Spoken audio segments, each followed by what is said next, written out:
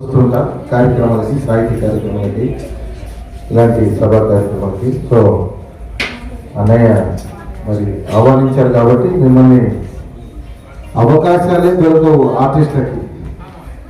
నేను మిమిక్రీలో మిమ్మల్ని అందరినీ కూడా ప్రతి కళాకారుల్ని, సినీ నటుల్ని, రాజకీయ నాయకుల్ని, హిందీ తెలుగు అందరినీ కూడా అనుకరిస్తూ ఉంటారు. సో దాదాపు మిమిక్రీ కళాకారులు 2000 మంది ఉన్నారు ఆంధ్ర రాష్ట్రంలో, తెలంగాణలో. రేవంత్ రెడ్డి గారి వాయిస్ ముందుగా నేనే అనుకరించాను. అలా మీరు కోరుకున్న సినీ నటులు, రాజకీయ నాయకులు కూడా అనుకరిస్తారు. ముందుగా రేవంత్ రెడ్డి గారు ముఖ్యమంత్రి అయిన తర్వాత ఆయన మాట్లాడిన తీరు, లంక బీదలు ఉన్నాయనుకో వస్తే లొట్ట బీదలు ఉన్నాయి. ధనమాసినోడు 8.5 కోట్ల రూపాయలు, లక్షల కోట్ల రూపాయలు అప్పు చేసి పోయిండు. ఏం చేస్తాం చెప్పులు? ఏం చేస్తారు? కోసుకొని తింటారా? నన్ను చెట్టా కూర లేదు, నా కాలం చెట్టా కూర లేదు. ఏం చేస్తాం చెప్పులు? కాలం చేయి మీకే ఇస్తాం, తీసుకొని తినదు.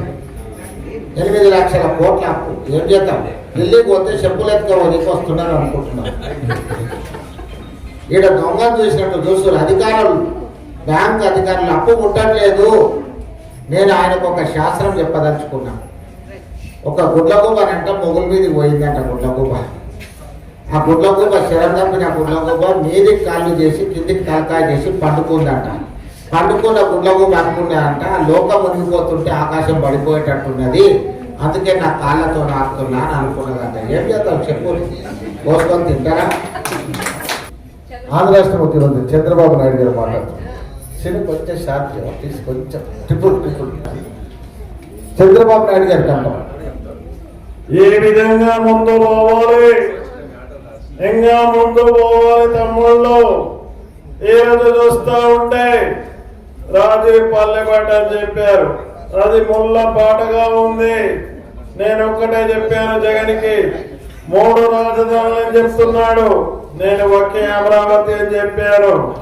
నా మాటలు నచ్చితే నీకు అమరావతి కావాలంటే గట్టిగా చెప్పట్టు కొట్టండి, లేకపోతే జగన్ రెడ్డిని కొట్టండి. అదేవిధంగా కేసీఆర్ గారు మాట్లాడుతుంటారు, అందరినీ ఏ పార్టీతో సంబంధం లేదండి, నాకు మిమ్మల్ని సరదాగా అందరినీ ఎంటర్టైన్ చేయడానికి అందరినీ అనుకరిస్తారు. కేసీఆర్ గారు మాట్లాడుతూ ఉంటారు, మెడగారి లెఫ్ట్కి రైట్కి చెప్తా ఉంటారు. ఆయన మనం ఏదో చెప్తుంటే ఆయనకి అర్థమవుతున్నట్టు ముందరి నుంచి ఏమో రాబిడర్ అని పనిచేస్తున్నారండి. కొంచెం షార్ప్, కొంచెం షార్ప్.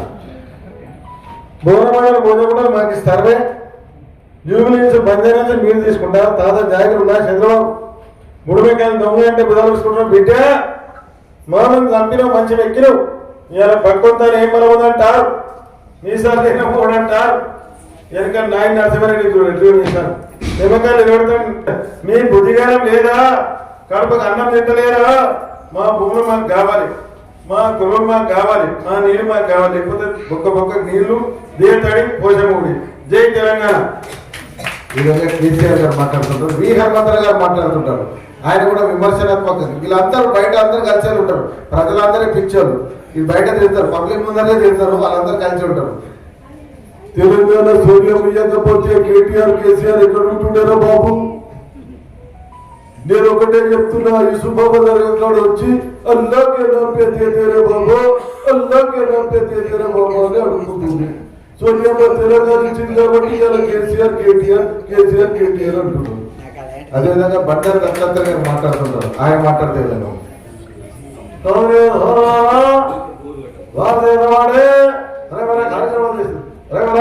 కార్యక్రమాలు చేసింది ఏమైనా కూడా ఆంధ్రాన్ని సభాముగా తెలియదు. అదేవిధంగా